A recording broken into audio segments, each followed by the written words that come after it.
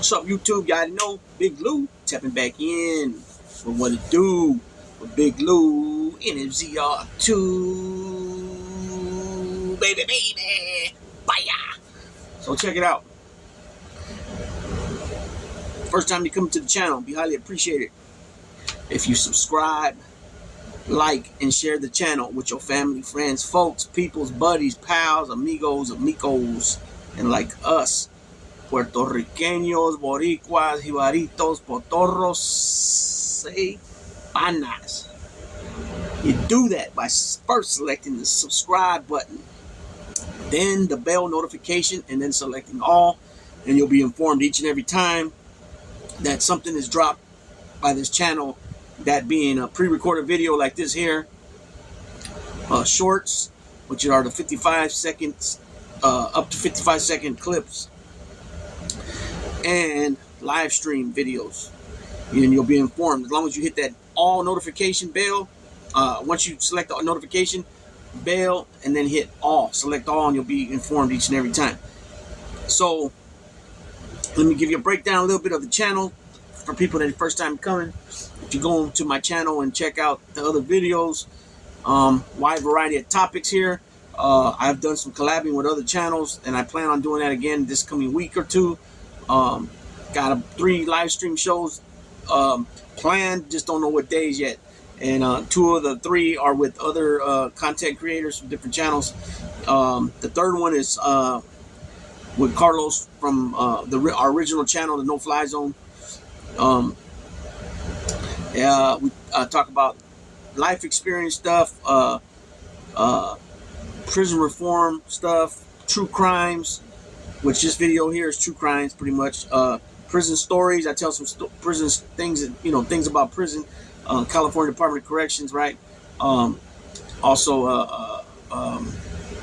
sports, big on sports, football, basketball, baseball, boxing, UFC, also pro wrestling, 1984-ish to 1991, right? American Bullies, XL American Bullies I talk about. I got 2, as you guys can tell if you guys go look at the shorts, majority of them are all the bullies. And then I've been talking a little politics too the last 6-8 months. So that's a little rundown of the channel. So today's little video today is going to be about Frank Copa, ex-member of the Bonanno family, has passed away yesterday. I believe it was yesterday, or maybe today. Yeah, yesterday, 26th. If you guys don't know who he is, he's the one. Well, obviously the thumbnail is him and Big Joey Messino, who was the alleged boss at this time, right? So he's supposed to be the first one that had flipped. He's supposed to be the first one that had flipped.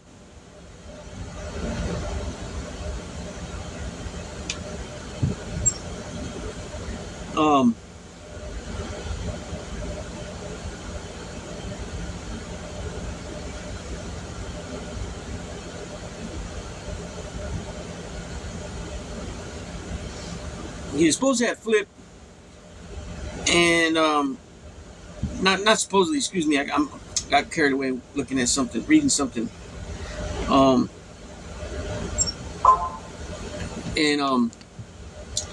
So they say that he was the first one from that Borgata. Borgata means basically family, in slang terms. The first one from that family to flip, right? This dude, he was in the captain position, capo regime. He dates back to the 70s, right? And it's said that he got put on in 76 or 77 when they opened up the books by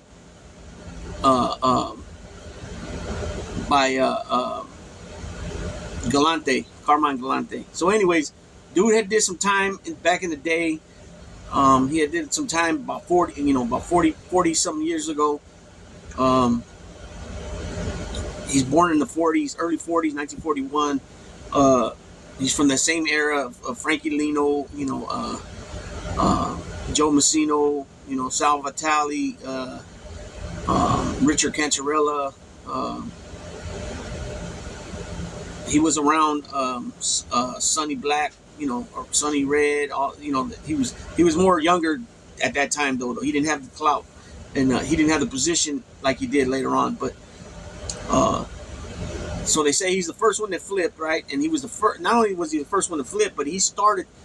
With him doing this at that time in 2003, 2004.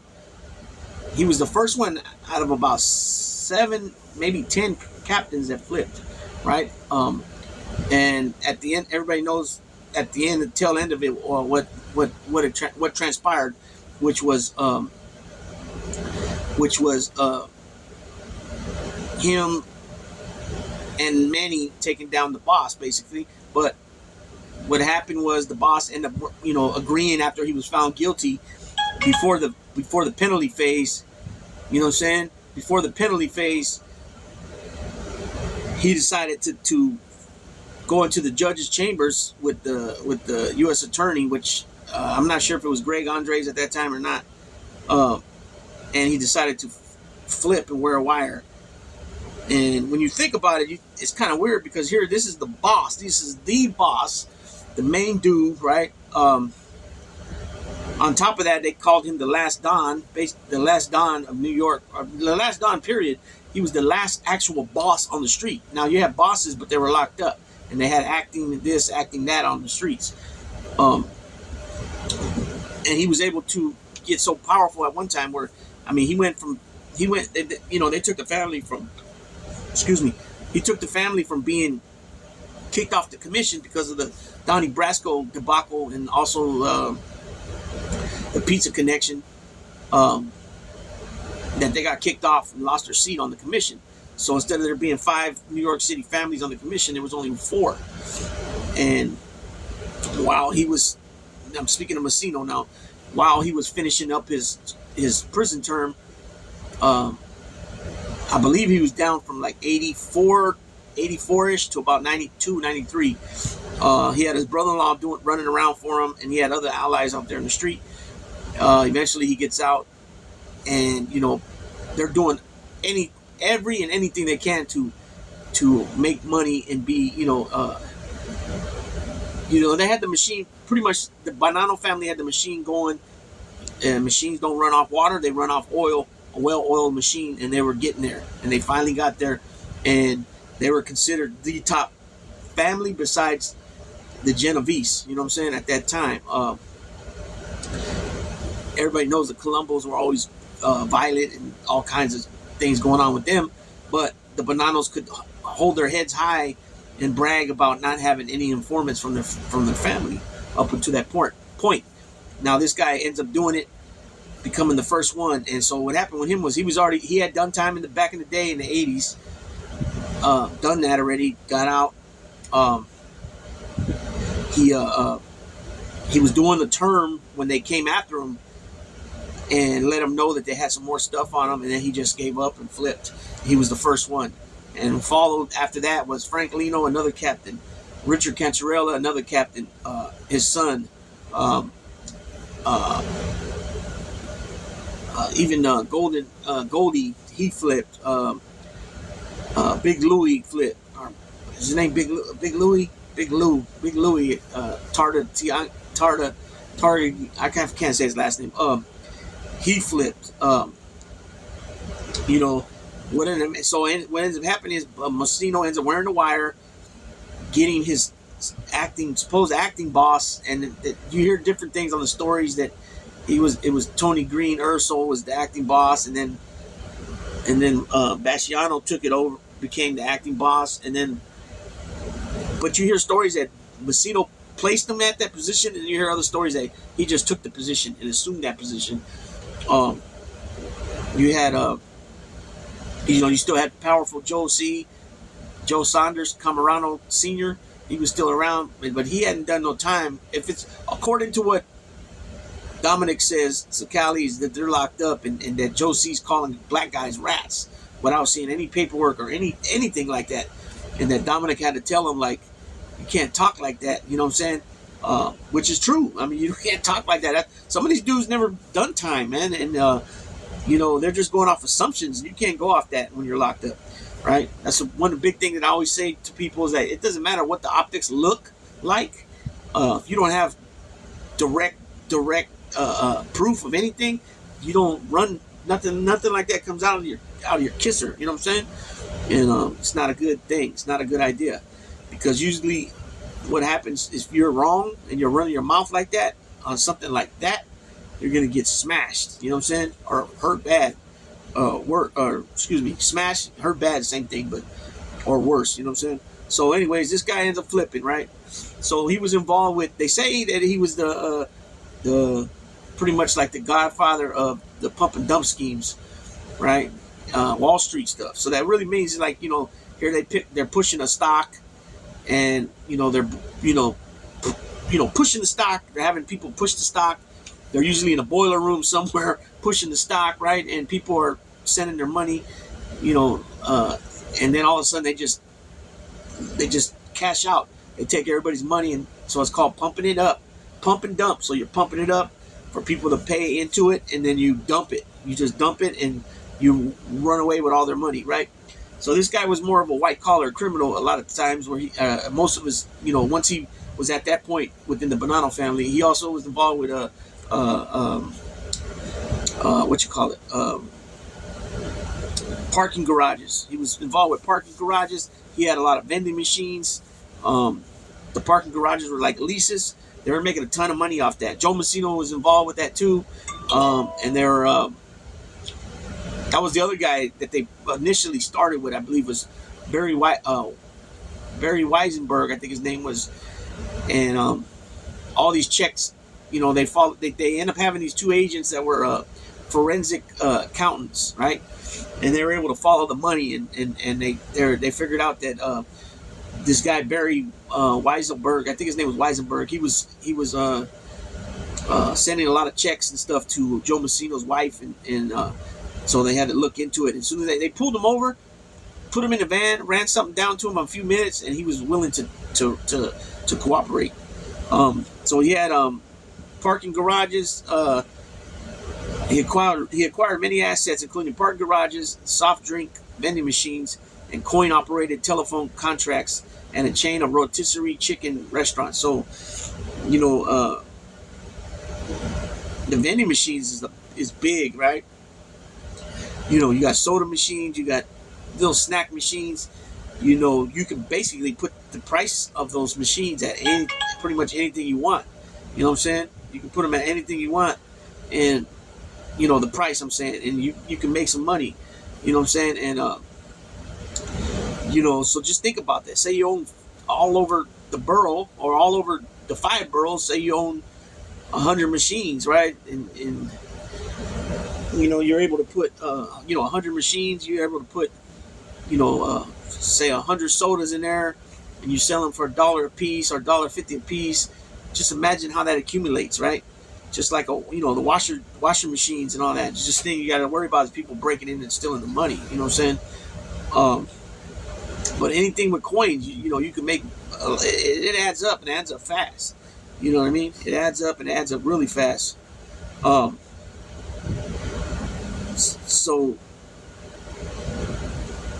let's see. Oh yeah, that was the other thing I forgot. He owned a school bus contract, a school bus for kids with disabilities, and he had a contract with the city, and he won that. And it was called Three Brothers, so he was making money off that. He also was involved with attempted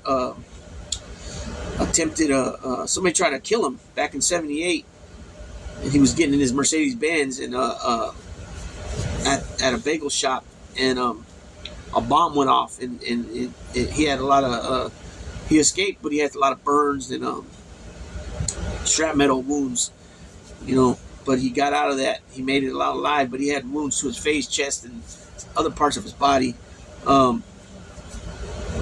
He also so his first time he went to prison, what I was talking about, was in '79. He was convicted in his role in the Tucker drilling scam, but he avoided a prison sentence. I guess they were drilling for something with oil or something.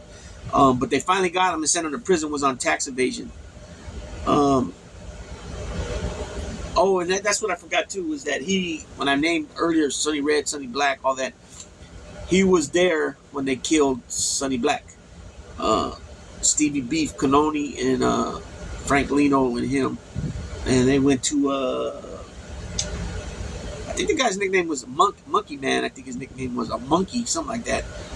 Monkey or Monkey Man. I can't remember his first name, but his last name was Filicomo. Filicomo. And they did it at his house. And it said that and Sonny Black knew he was going to be taken out, right? Because supposedly he gave his watch and jewelry, and I think he even left his wallet with the bartender. I think it was with the bartender at his lounge. I forgot the name of the bar. And he went there. He knew it was coming because of the Donnie Brasco thing, right?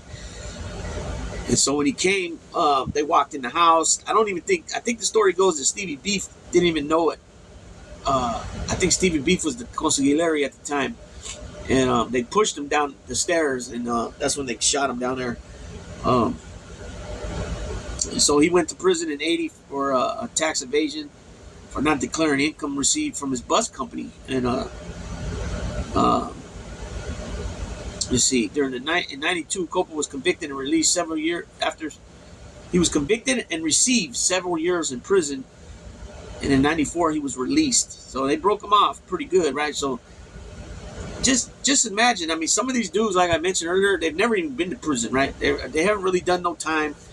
You know, like somebody like that has a big cash flow.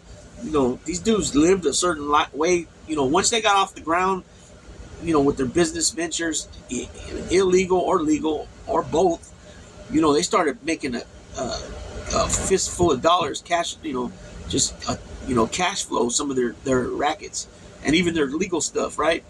And just think about it. These guys go to prison, you know, they end up going to prison, getting broke off, you know, 10 years, 10, 12 years, 15 years, 8 years, 5 years, you know, 20 years and plus. And you know, here they live such a life, a luxurious life, you know, and some of them maybe done time back when they were younger.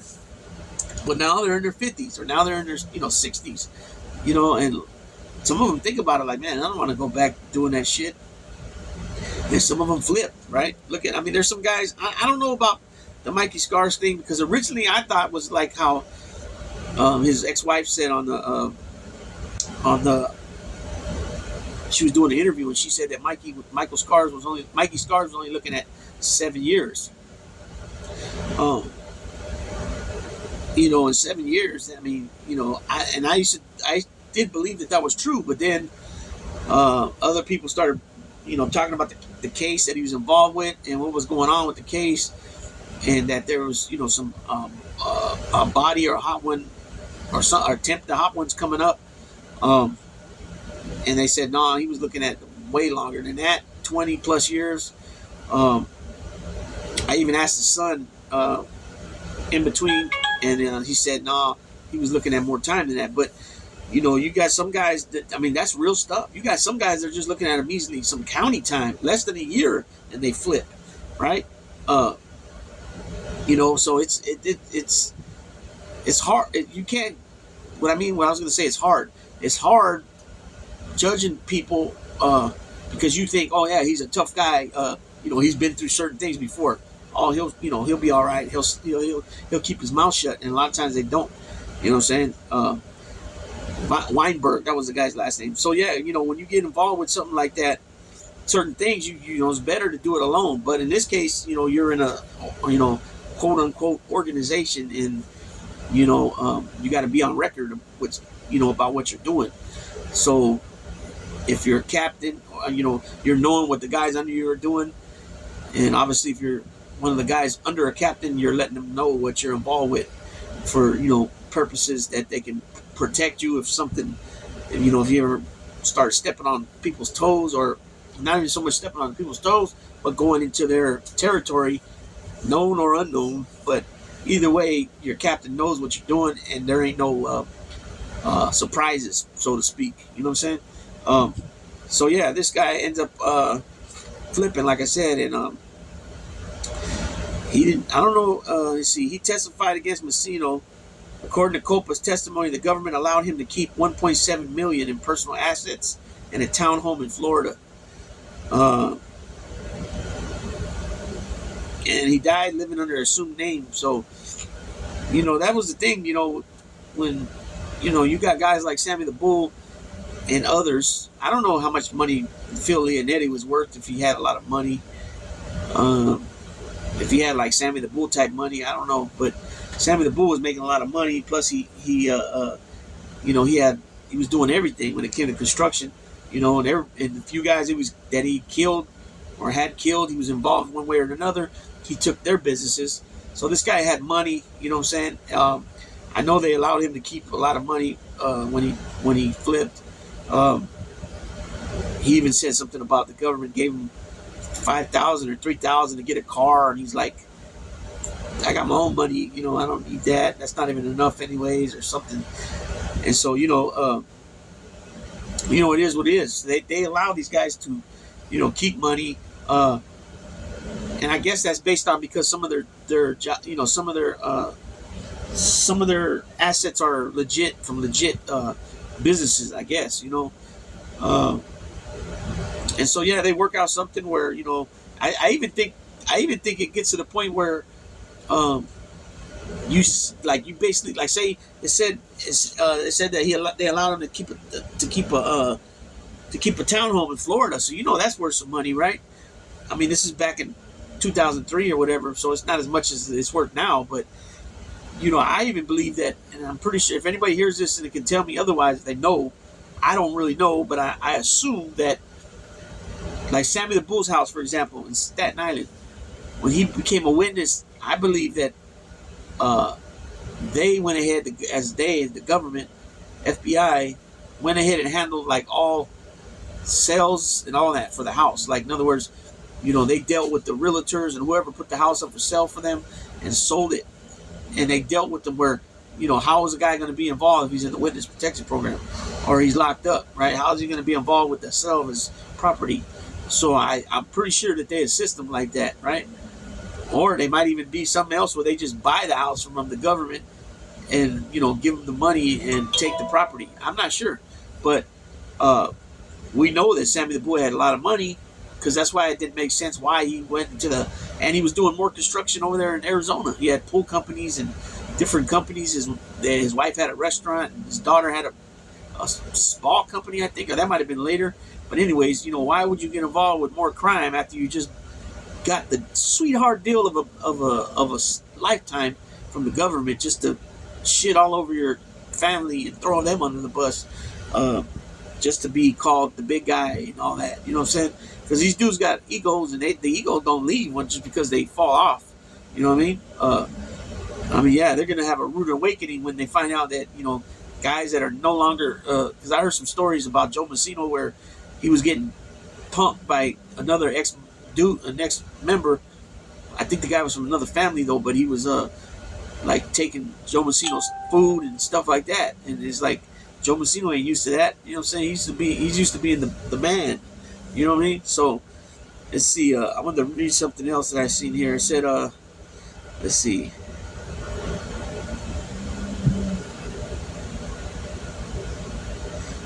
So we know that it said, facing charges that would have all but assured he would die in prison if convicted, Copa decided to become a government witness, later declaring that I didn't want to do no more time. That's what it was. He didn't want to do no more time. It wasn't so much that he was going to get. It's basically, at the end of the day, they're just saving themselves, and that's what it is. A lot of most of the time, right? Let's see. He became the first member of the Bonanno family to break his blood oath. Until then, the Bonannos had been the only family to never have a member turn informer since the Castellamare War. Copa's defection precipitated a mass defection of Bonanno leaders to the government, eventually including Massino himself. And that's what I was saying about that, was like, here Massino's the main boss. Here he is talking about murders with Galante, with George from Canada, from Cesar Bonaventure. Who else? There's a few here and there. Vito. Oh man, what was his name? The one he did supposedly killed with John Gotti. He told about John Gotti helping with the three captains, right? The three captains. All these people. He told on Vito Rizzuto, um, which pretty much severed the Rizzuto clan up there in Montreal from being bananas anymore. Pretty much, you know what I'm saying? They refused to kick up Christmas time. After that, it was over with. You know, like I said, some of these dudes just can't do it, and they gotta flip, right? They gotta flip to save themselves, And a lot of guys even lie and do whatever to put a 10 on a 2 to make the story not to make the story sound more believable, but to just like I said, save themselves by putting a 10 on the 2, by putting hot sauce on that burrito, baby. You know what I'm saying? That simple, and this is a trip how Massino was able to get out of that, and he did some time. He did about 8 years, I guess, 12 years, maybe. He admitted to like I don't know 10, 15 murders, maybe. It was a lot of murders. I just named like Galante, the three captains, right? Caesar, George from Canada. That's 6 right there. Sonny Black, the tempt on Bruno. You know what I'm saying? And look who's ended up leaving. Look who's left after all those guys. Massino died recently. Frank Lino died recently. Now this guy, Frank Coppa, just died. You got Bruno and Delicato, who's one of the top guys now from the family, and who they wanted to kill back in the 70s. Or excuse me, back in 70. Oh yeah, 70s, 79. Right? No, the captains got killed in 81. Galante got killed in 79. But Bruno was involved with that too. Right? And so, it's just a trip sometimes how things end up, how the cookie ends up crumbling, right? So with that being said, Big Lou tapping out.